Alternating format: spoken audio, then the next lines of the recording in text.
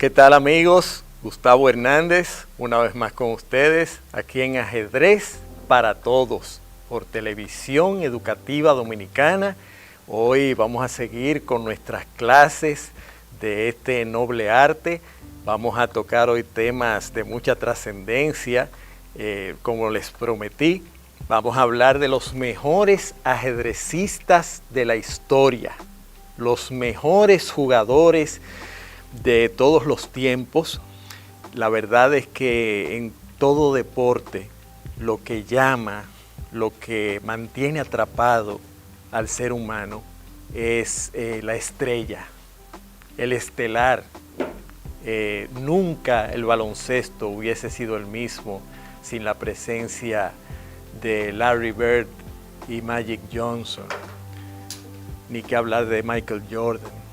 El tenis nunca hubiese sido tenis sin Bjorn Borg y John McEnroe, o sin Nadal y Djokovic. Y así mismo es con el ajedrez. Hay hombres que llenan épocas, que sientan un precedente, que son ejemplo para todo el mundo, que instauran nuevos métodos. Y de eso es que vamos a hablar hoy, de los grandes entre los grandes. Y para determinar quiénes han sido los mejores, hay un instrumento que no falla, y es el Campeonato Mundial de Ajedrez. El ajedrez se viene jugando desde hace cerca de 1500 años, pero fue a finales del siglo XIX donde se decidió instaurar de manera oficial el Campeonato Mundial de Ajedrez para determinar quién era y quién es el mejor jugador del mundo. Durante mucho tiempo hubo los llamados campeones mundiales no oficiales, comenzando por Ruy López, ese gran sacerdote español que fue un excelente jugador de ajedrez por allá por el siglo XV. Y luego siguió una gran cantidad de jugadores de alta calidad, como el francés Philidor y otros. Pero es solo hasta 1886 cuando se celebra el primer campeonato mundial de ajedrez y se enfrentan el austríaco Wilhelm Steinitz y Johannes Zukertort. Austríaco e inglés se enfrentaron en un match y Guillermo Steinitz salió vencedor y se convirtió en el primer campeón del mundo. Un hombre importante para el ajedrez, recordado por haber instaurado el juego posicional, que en ese entonces no existía, algo que Dios mediante vamos a tratar en clases frente al tablero. Lo cierto es que Steinitz llenó una época, duró muchos años siendo campeón mundial, hasta que se enfrentó al doctor Emanuel Lasker. Un hombre extraordinario, doctor en filosofía, doctor en matemáticas, autor de muchos libros. Emanuel Lasker, un alemán que todavía hoy tiene el récord de años siendo campeón mundial. 27 años estuvo Emanuel Lasker siendo campeón mundial, algo inaudito. Ha habido jugadores geniales. Nadie ha podido siquiera acercarse a ese récord. Nadie ha durado 20 años siendo campeón mundial. Solo Lasker con sus 27 años, un hombre que además era polifacético, un hombre que vivió una vida muy fecunda, muy interesante. Lasker dura todas esas décadas reinando sin mayores inconvenientes hasta que se enfrenta el único latinoamericano que ha sido campeón mundial de ajedrez absoluto, el inolvidable José Raúl Capablanca, el cubano que nació para jugar ajedrez, el llamado hombre máquina, quizás el hombre nacido con más talento para jugar el ajedrez. Capablanca quizás ya tenía unos años siendo el mejor del mundo, Lasker ya estaba entrado en años y Capablanca le reta a un match. En ese entonces, el match por el campeonato mundial no es como desde hace mucho tiempo. que hay unas eliminatorias a nivel mundial, se van eliminando los jugadores en distintas áreas del mundo hasta que llega un retador y se enfrentan en un match los dos mejores. En aquel entonces eso no existía la Federación Internacional de Ajedrez. ¿Qué se hacía? El jugador que entendía que tenía chances de ser campeón, que tenía el talento, la fuerza para ser campeón, buscaba una bolsa de dinero y retaba al campeón. El campeón decía, bueno, quien quiera jugar conmigo, que busque tal cantidad de dinero y que aparezca una sede que quiera organizar el evento. Y bueno, Capablanca tuvo la suerte de que en su Cuba natal querían organizar ese match. Cuba con una gran tradición ajedrecística, y apareció el dinero y apareció el match. Quizás el gran error de Emanuel Lasker fue aceptar jugar ese match en La Habana. Porque para un hombre alemán acostumbrado a otras temperaturas, con más de 50 años de edad, ir a jugar con ese calor tropical en un ambiente inhóspito, porque aunque no se crea, en ajedrez también existe lo que se puede llamar ventaja de la casa. No es solo en el béisbol, en el baloncesto. Un ajedrecista que está jugando en el país de su rival, cuando camina por la calle se da cuenta que todo el mundo lo mira deseándole que pierda. A veces se toman iniciativas para desconcentrarlo, y además, en este caso particular, Lasker se sintió sofocado, tuvo problemas de salud durante el match, y el match fue un paseo. 4-0 ganó Capablanca, y así perdió Lasker finalmente, después de 27 años, su título mundial. ¿Quién sabe lo que hubiese sucedido si ese match lo juegan en Europa, en otro tipo de clima, con otras circunstancias? Lo cierto es que Capablanca merecía ser campeón, tenía la fuerza para ser campeón y reinó por 6 años. José Raúl Capablanca es un caso único en la historia del ajedrez mundial. Un hombre que prácticamente nunca estudió ajedrez.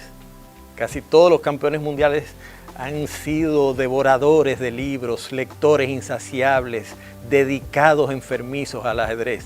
Capablanca nació con un talento natural que le permitió jugar ajedrez al más alto nivel sin prepararse para su rival de ese día. Se aparecía, se sentaba frente a la mesa y jugaba con ese gran talento natural, y así estuvo cosechando éxitos durante muchísimos años. Un hombre más dado a la vida social, mujeriego, un latinoamericano genuino, José Raúl Capablanca. Un hombre que jugaba el ajedrez como un hobby, pero lo hacía tan bien que llegó tan lejos simplemente con lo que Dios le dio, con muy poco esfuerzo. Queridísimo en su Cuba. Yo estuve por la tumba de José Raúl Capablanca hace ya muchos años en el cementerio Cristóbal Colón, que es considerado uno de los 3 cementerios más famosos del mundo. Es una tumba como la de muchos grandes hombres, sencilla, con una dama, un símbolo ajedrecístico, unas palabras. Es una tumba, una entre muchas. Pero Capablanca es recordado con mucho cariño por los cubanos, inmortalizado con la literatura, en el cine. Capablanca hizo una de las películas más extraordinarias que se han hecho de ajedrez, y les prometo en un programa hablar sobre películas de ajedrez, porque sucede como en todos los deportes, que casi siempre las películas sobre un deporte salen con algún vicio, con algún defecto, porque quien las hace no fue deportista de ese deporte, no se asesora bien. Por ejemplo, a mí a cada rato alguien me para y me habla, ¿viste Gambito de Dama que está en Netflix sobre la muchacha esta? Yo le voy a decir la verdad, yo vi 2 capítulos, porque la película, la serie, a pesar de que tiene sus virtudes, Para un ajedrecista es difícil verla, porque desde que la comienzas a ver te das cuenta que hay algunos defectos ajedrecísticos, entonces a uno se le hace cuesta arriba tragar eso. Y el que la quiera ver, que la vea y que la disfrute. Pero yo solamente pude ver 2 capítulos. Lo que le quiero decir es que esa película sobre Capablanca, en la que Capablanca es actor,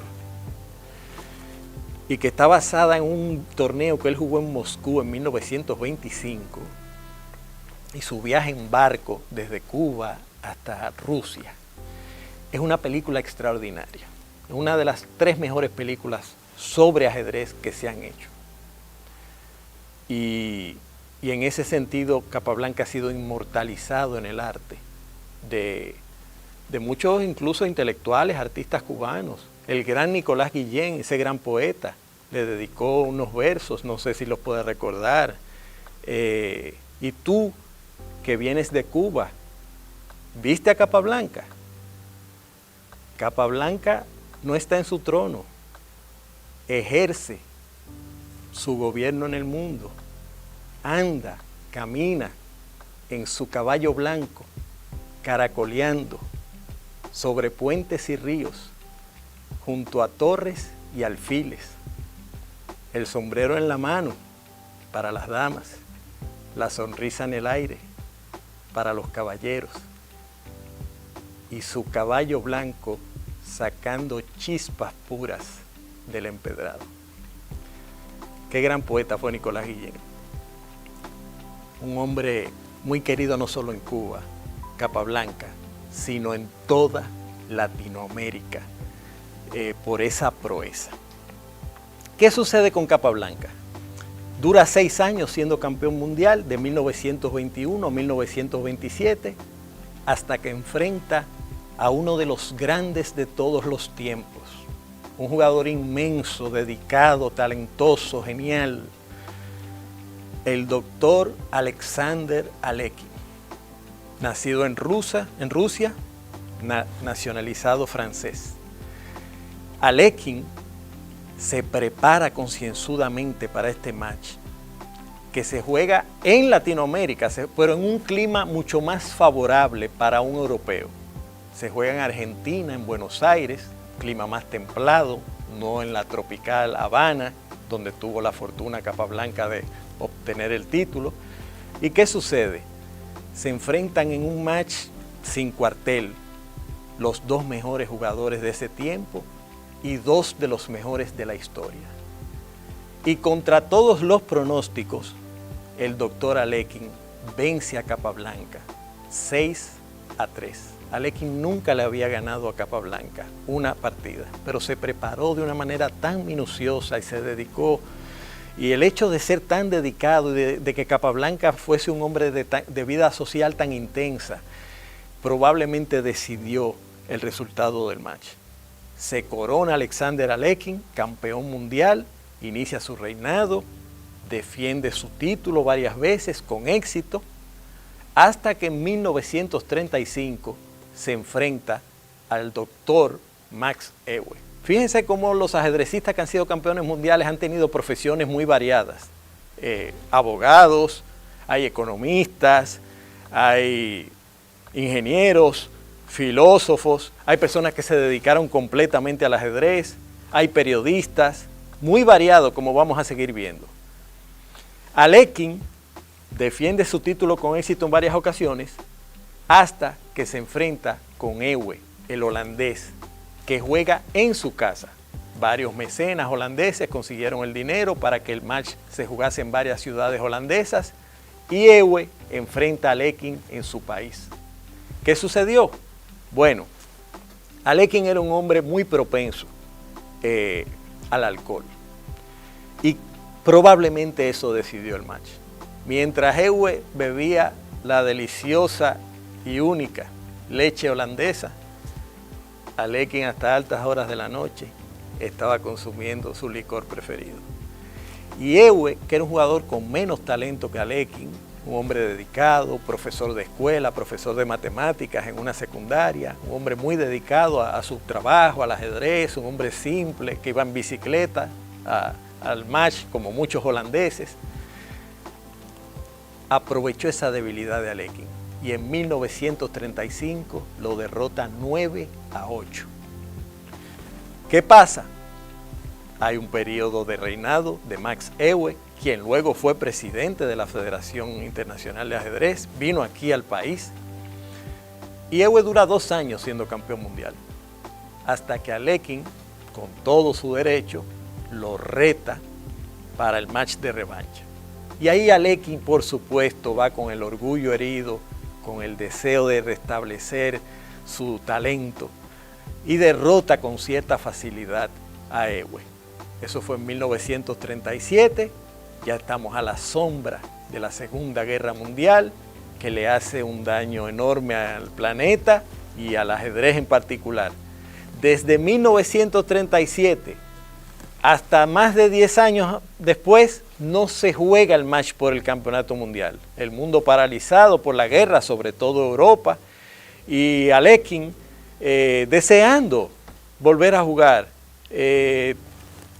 No encontraba qué hacer, aparentemente, llevó una vida en extremo solitaria en sus últimos días, estuvo en un hotel en Estoril, Portugal, esperando que le llegase una noticia de alguna federación, algún ajedrecista que quisiera jugar con él, disputarle el título. Bueno, eso no llegó. Y Alekhine se convierte, lamentablemente, en el único campeón mundial de la historia que muere con el título en las manos. ¿Por qué murió Alekhine? Bueno, hay muchas teorías al respecto. Se dice que se atragantó con un pedazo de carne, comiendo. Él fue encontrado muerto en una silla frente a su comida. Otras personas dicen que fue un ataque al corazón. Y algunos pensamos que pudo haber habido algo más. Alekhine durante la Segunda Guerra Mundial fue reclutado por los nazis en una especie de intercambio de no ser atrapado, de no ser hecho preso y que diese exhibiciones de ajedrez a nombre de los alemanes, en parte para limpiar la imagen de lo que estaban haciendo en el mundo, de aquella atrocidad. Y Alekhine accedió, muy criticado por eso, ese gran jugador. Y bueno, Alekhine estaba en una lista negra, una lista de personas que eran buscadas por haberse confabulado con Hitler y los nazis. Y se piensa que pudo haber sido asesinado. Eso es algo que ha quedado bajo una nebulosa, pero quería comentarlo porque el 99% de los ajedrecistas no sabe eso. Muerto el gran Alekhine, nos quedamos sin campeón mundial. Surge la Federación Internacional de Ajedrez y en 1948 organiza un torneo con los 5 mejores de ese momento. Mikhail Botvinnik, Paul Keres, Samuel Reshevsky, estuvo también Vasily Smyslov y un quinto jugador que ahora se me escapa. Ese torneo se jugó en varias ciudades, en La Haya, en Holanda y en Moscú. Y de ahí salió Mikhail Botvinnik campeón mundial, el hombre que representaba el régimen soviético. Fue ahí que comenzó la hegemonía soviética en el ajedrez, con Mikhail Botvinnik, representante de esa escuela soviética que enseñaba ajedrez a los niños en las escuelas y que trataba de utilizar el ajedrez para promocionar el régimen comunista a nivel mundial, con el éxito en ajedrez de los soviéticos. Botvinnik defiende su título en 1950 contra un jugador extraordinario llamado David Bronstein. Bronstein, nativo de Ucrania, nacido en Kiev, la capital ucraniana, era la antítesis de Botvinnik. Botvinnik era el comunista disciplinado, dedicado, que buscaba en cada partida enaltecer su patria, su régimen. Bronstein era un libre pensador, un hombre que no vamos a decir que era anticomunista, simplemente era él. Y bueno, tuvo que luchar contra el régimen para ganarle a Botvinnik. y le faltó un poco. El match terminó empatado 12-12 después de varios meses de lucha en Moscú. Y en ese entonces existía una cláusula en el contrato del campeonato mundial que decía que si el match terminaba empate, el campeón retenía el título. Botvinnik se favoreció de esa regla en más de una ocasión, porque unos pocos años después, al año siguiente, defiende el título contra Vasily Smyslov y el match termina 7-7. Así que Botvinnik, sin ganar el match, seguía siendo campeón, porque esa regla lo favorecía. Una regla injusta, porque si el match terminó empatado, ninguno es mejor. Se debiera crear un sistema de desempate, que es lo que se hace actualmente. Pero Botvinnik seguía siendo campeón porque esa regla existía. Luego Botvinnik pierde el título de Smyslov, lo recupera porque existía otra regla que favorecía a Botvinnik, para que ustedes vean lo que el ambiente político, social puede influir en los resultados frente al tablero. Cuando el campeón perdía el título, tenía derecho a jugar un desquite, y eso hoy no existe.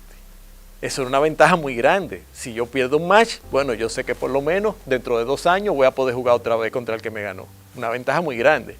Botvinnik juega el match de desquite, vence a Smyslov y luego sigue unos años más siendo campeón mundial hasta que llega uno de los más grandes genios de la historia, el letón Miguel Tal.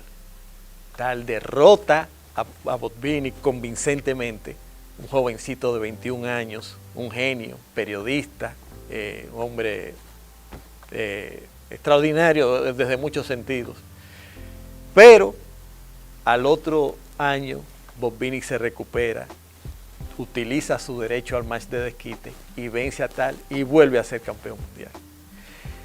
Botvinnik juega unos años después contra el armenio Tigran Petrosian, pierde el match y ya la FIDE, la Federación Internacional, quitó la regla de derecho a desquite. Botvinnik no intentó jugar las eliminatorias para tratar de ser el finalista y ahí terminó la carrera de Botvinnik en el más alto nivel. Petrosian, jugador sólido, único en la historia por su capacidad para jugar defensivamente, venció a Boris Spassky en su match de defensa del título mundial. Luego juegan 3 años después y es Spassky quien lo vence. Y luego viene un momento crucial para el ajedrez mundial, un momento que cambió el ajedrez. Bobby Fischer, el genio norteamericano, reta a Boris Spassky, barre en las eliminatorias y derrota a Spassky en Islandia en 1972. De hecho, en estos días se cumplen 50 años de ese gran match. Bobby Fischer, extravagante, excéntrico, genial, derrotó al régimen soviético. Él no pudo seguir jugando ajedrez, no quiso, impuso unas condiciones grandísimas para poder seguir jugando. Y entonces la FIDE le despojó de su título a la Federación Internacional. En 1975, 3 años después, surge la nueva promesa soviética, Anatoly Karpov. Y es entonces que viene el reinado de Karpov. Varios años de otro hijo mimado del régimen soviético, muy protegido, quien tiene que enfrentar a un hombre que era su antítesis, un hombre que no pertenecía al régimen comunista, el joven Garry Kasparov, dándose así una de las grandes rivalidades de todos los tiempos, una de las cosas que más alimenta cualquier deporte, no solo la estrella, sino la rivalidad. Kasparov y Karpov juegan 5 matches uno detrás de otro para determinar quién es mejor, y Kasparov sacó ligeramente la mejor parte, iniciando así un gran periodo. Kasparov es para muchos el mejor ajedrecista de la historia. Y bueno, pasaron varios años siendo Kasparov campeón, creo que cerca de 15, hasta que pierde el título de un jovencito ruso llamado Vladimir Kramnik, quien lo derrota convincentemente. No es que Kramnik fuese mejor que Kasparov, se preparó mejor para ese match, fue más enfocado y lo derrotó convincentemente 2-0. Kasparov no le pudo ganar una sola partida al sólido Kramnik. Viene después un cisma, un conflicto con la Federación Internacional y el ajedrez dura un periodo de tiempo en el cual no tiene campeón mundial, porque por un lado estaba la Asociación de Ajedrecistas Profesionales y por otro la Federación Internacional de Ajedrez. Cada uno tenía su campeón mundial. En el 2006 deciden reunificarla y es ahí entonces cuando el genial hindú Vishwanathan Anand, un hombre extraordinario, amigo nuestro, derrotó a Vladimir Kramnik y duró varios años siendo campeón mundial.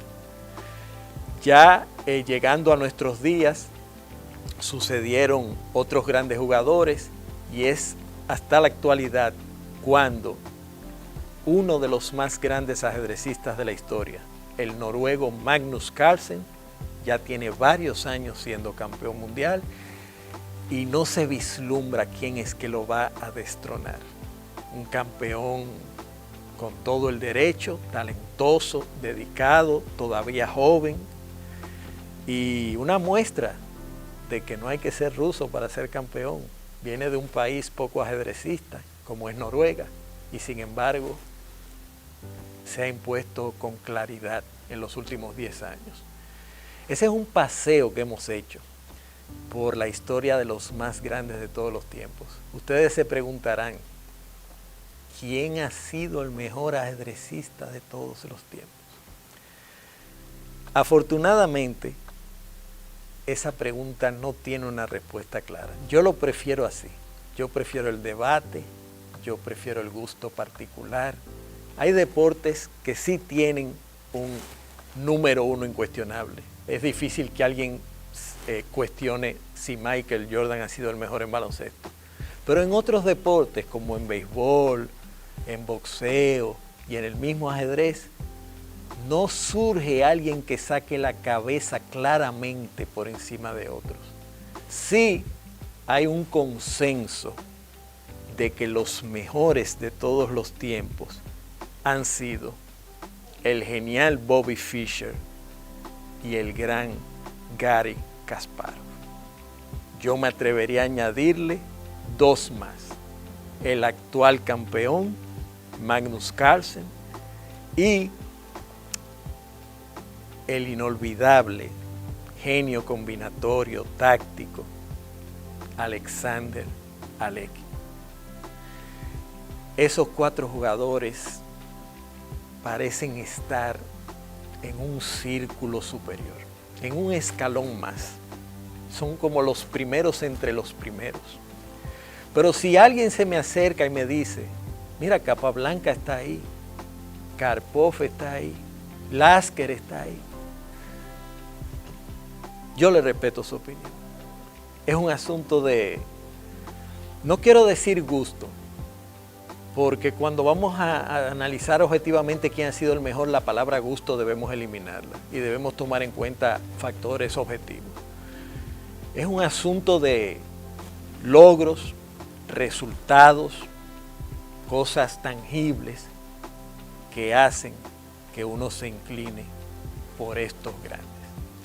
Espero que hayan disfrutado esta entrega de hoy, espero que su cultura ajedrecística sea mayor luego de dar este paseo por la historia de los más grandes. Hay muchas otras cosas de que hablar y espero, si Dios así lo permite, que tengamos un nuevo encuentro para hablar de tantas cosas interesantes de nuestro ajedrez.